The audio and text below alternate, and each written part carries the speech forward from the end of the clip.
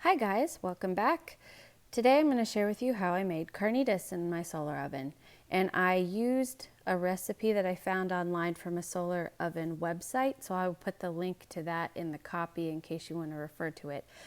I tweaked it a little bit, so I'm going to share my tweaks and my experience in this video. So let's just go through the ingredients that I used. I used this pork butt roast, and it is about 5.5 pounds. So they say anywhere from 5 to 6 pounds is a good size. And that pot in the background, that is my Haines 2.0 solar oven pot. It came with the oven and it actually works really, really well in it. And that's my tool of choice today. Then I added a bunch of herbs. So from left to right, I have pepper, cinnamon, red pepper flakes, salt, cumin, paprika, cilantro, allspice, and oregano. And I also used half a cup of orange juice, a half a cup of white wine. And then the recipe online called for 6 cloves of garlic.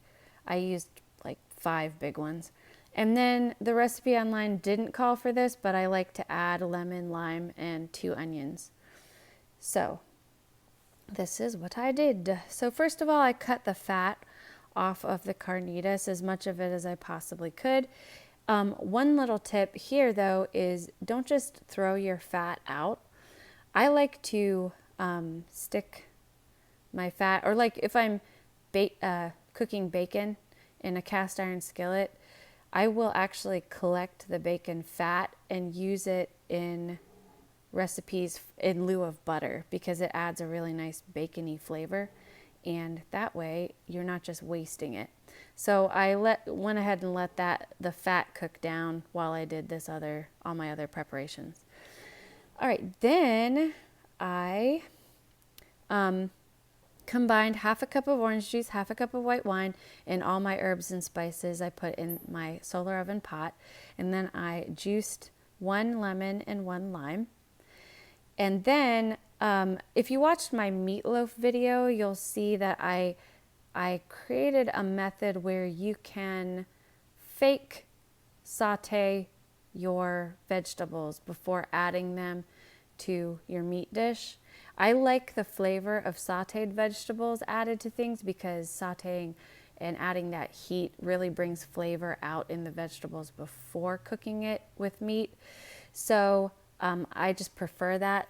And if you watch my meatloaf video, you'll see how I kind of created a method to do that in the solar oven itself. But since I have power today and I wanted to save some time, I just went ahead and sauteed my onions and garlic on the stovetop in a cast iron skillet.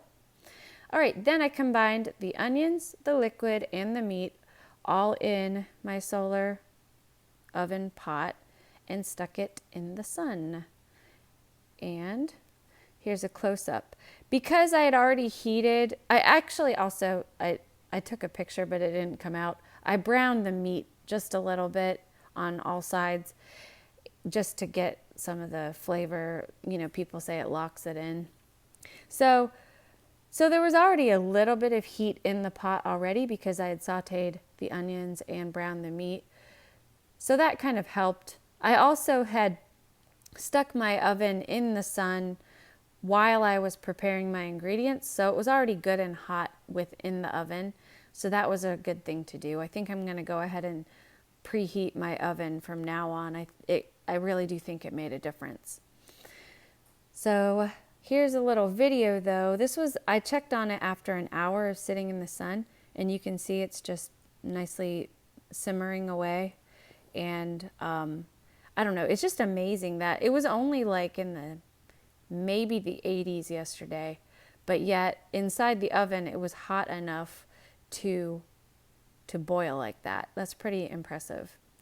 All right, so then this is after 3 hours, and the recipe called for cooking it for 2.5 to 3 hours. I actually cooked it for more like maybe 3.5 hours.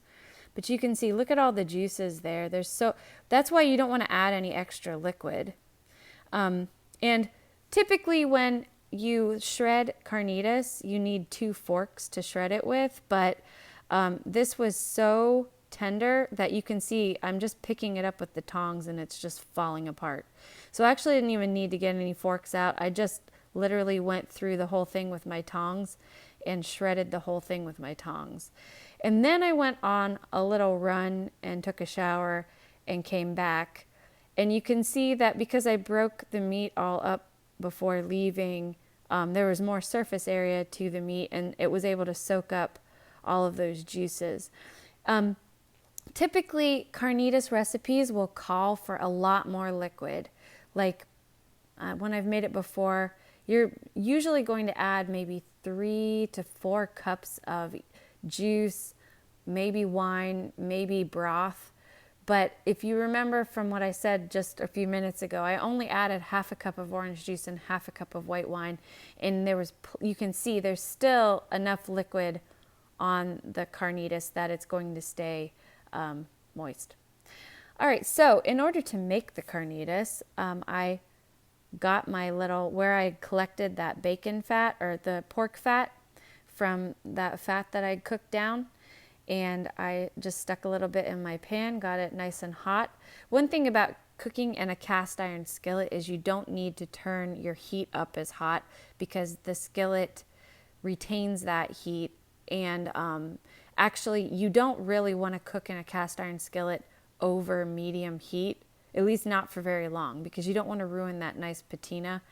And the like all my cast iron skillets at this point are heirloom quality. You can fry an egg in all my skillets. They've been seasoned so well. And part of that is because I don't ever cook in them over medium. Any hotter than medium heat is going to burn and then it's going to stick on and then you're going to have a mess. So that's my recommendation for cooking in a cast iron skillet. All right, so once the fat had melted, I added my carnitas in and let it brown, and it got nicely browned, and I made my little tacos, and they were so good. You can't see it, but I actually have avocado and cilantro underneath because I like to put it underneath because then it doesn't fall off and the meat holds it down. So anyways, all you have to do is add cilantro, avocados if you like them, and a squeeze of lime, and you have really good carnitas tacos. Thank you for watching. I hope that you enjoyed this video.